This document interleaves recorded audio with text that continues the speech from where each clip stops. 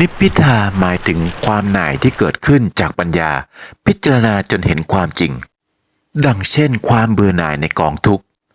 หรือความหน่ายจากการไปรู้เห็นความจริงในการเวียนว่ายตายเกิดในสังสารวัฏหรือความเบื่อหน่ายในการเวียนว่ายตายเกิดในกองทุกข์ที่ไม่รู้วันจบไม่รู้วันสิ้นจึงเป็นความหน่ายที่ประกอบไปด้วยปัญญาอันยิ่งยังให้เกิดนิพพิทายานขึ้นและนิพพิทายานนี้เมื่อเกิดขึ้นแล้วกับบุคคลใดในชาตินี้หากบุคคลนั้นยังไม่บรรลุมรรคผลนิพพิทายานนี้จะเกาะจิตติดตามไปด้วยในภพใหม่หรือจะอธิบายความให้เข้าใจได้ง่ายๆว่านิพพิทายานเป็นองค์ประกอบที่สำคัญ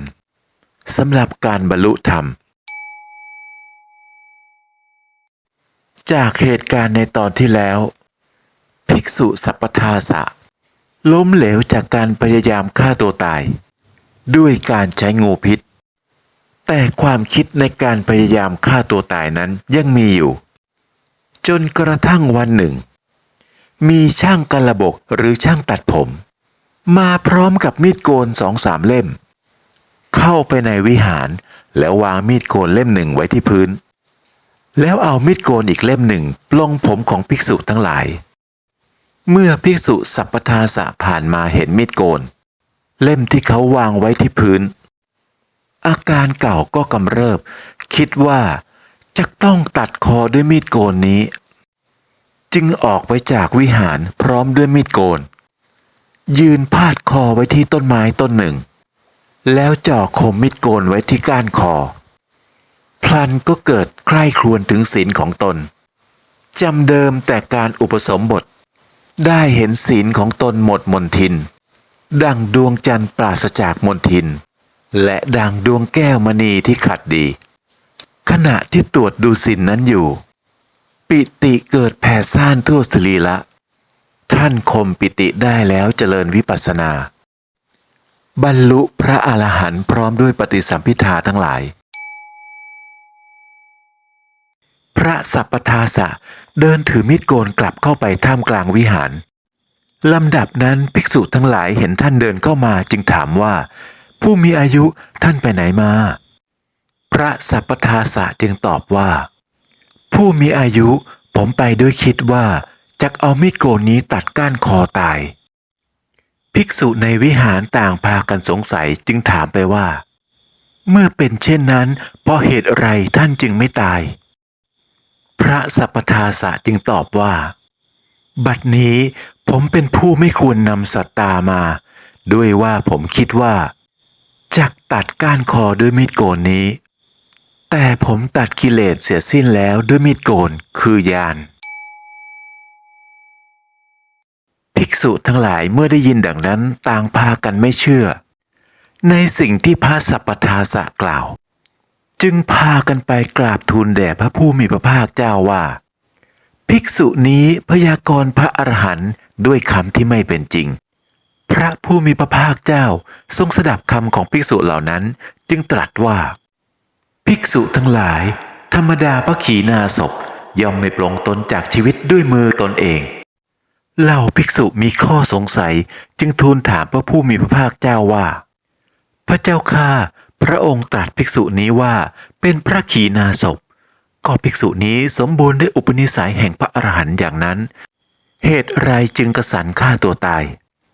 อะไรเป็นเหตุแห่งอุปนิสัยแห่งพระอรหันต์ของภิกษุนั้นและเพราะเหตุอะไรงูนั้นจึงไม่กัดภิกษุนั้นพระศาสดาจึงตรัสว่างูนั้นได้เป็นทาสของภิกษุนี้ในอัตภาพที่3จากอัตภาพนี้ก่อนมันจึงไม่อาจจะกัดสรีระของผู้เป็นนายของตนได้พระศาสดาทรงบอกบุพกรรมของพระสัพพทาสะเถระในการแห่งพระกัสสปะพุทธเจ้าบุตรแห่งคฤหบดีผู้หนึ่งฟังธรรมของพระศาสดาแล้วเกิดความสลดใจจึงบรรพชาได้อุปสมบทแล้วโดยสมัยอื่นอีกเมื่อความเบื่อหน่ายเกิดขึ้นจึงบอกแก่ภิกษุผู้สหายรูปหนึ่งซึ่งสหายผู้นั้นกล่าวโทษในภาวะแห่งคฤหัสถ์แก่ภิกษุรูปนี้อยู่เนือง หมายความว่าบวชเป็นพระนี่ดีแล้วศึกไปเป็นฆราวาสมีแต่โทษพระสัพพทาสะในชาตินั้นได้ยินเพื่อนภิกษุกล่าวดังนั้นแล้วก็ยินดียิ่งในพระศาสนา จากนั้นท่านก็นั่งขัดทำความสะอาดสมณบริขารทั้งหลายใกล้ๆขอบสระแห่งหนึ่ง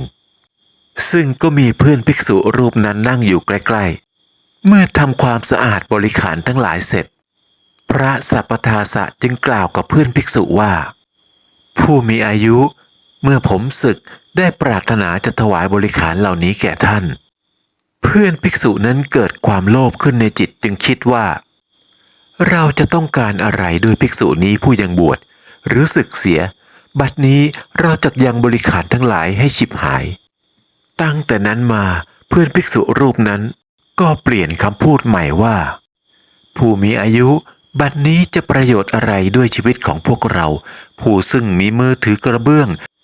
เที่ยวไปเพื่อก้อนข้าวในสกุลผู้อื่นทั้งไม่สามารถทำการสนทนาปราศัยกับบุตรและภรรยาได้จากนั้นก็กล่าวถึงคุณแห่งภาวะของความเป็นคฤหัสถ์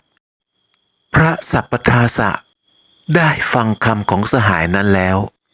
ก็กระสันขึ้นอีกคิดว่าสหายนี้เมื่อเรากล่าวว่าผมกระสันก็กล่าวโทษในภาวะแห่งคฤหัสถ์ก่อนบัดนี้กล่าวถึงแต่คุณเนืองๆเหตุเพราะอะไรหนอหรือว่าเพราะความโลภในสมณบริขารเหล่านี้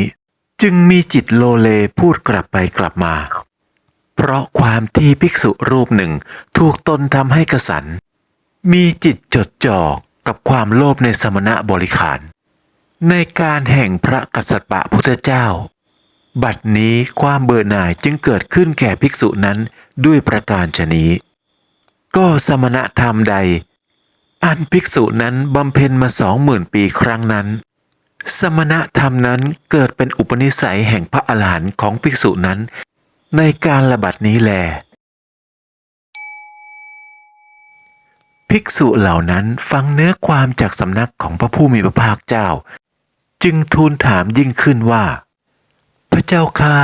ได้ยินว่าภิกษุนี้ยืนจดคมมีดโกนที่ก้านคออยู่เที่ยวบรรลุพระอรหันต์พระอรหันตมรรคเกิดขึ้นได้โดยขณะเพียงเท่านั้นหรือหนอแลพระศาสดาตรัสว่าอย่างนั้นภิกษุทั้งหลายเมื่อภิกษุผู้ปรารภความเพียรยกเท้าขึ้นวางบนพื้นเมื่อเท้ายังไม่ทันถึงพื้นเลยพระอรหันตมรรคก็ได้เกิดขึ้นแท้จริงความเป็นอยู่แม้เพียงชั่วขณะของท่านผู้ปรารภความเพียรประเสริฐกว่าความเป็นอยู่100 ปีของบุคคลผู้เกลียดค้านดังนี้แล้วเมื่อจะทรงสืบอนุสนธิแสดงธรรมจึงตรัสพระคาถานี้ว่าก็ผู้ใดเกียจคร้านมีความเพียรอันซามพึงเป็นอยู่100 ปีความเป็นอยู่วันเดียวของท่านผู้ปรารภความเพียรมั่นประเสริฐกว่าชีวิตของผู้นั้นในการจบเทศนาชนเป็นอันมากบรรลุอริยผลทั้งหลาย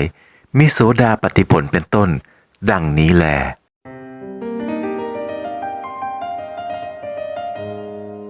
ขอขอบคุณทุกท่านที่เข้ามารับชมขอบคุณที่กดไลค์และกดแชร์เป็นธรรมทานขอบคุณที่กดติดตามและกดกระดิ่งขอให้มีความสุขทุกท่านสวัสดีครับ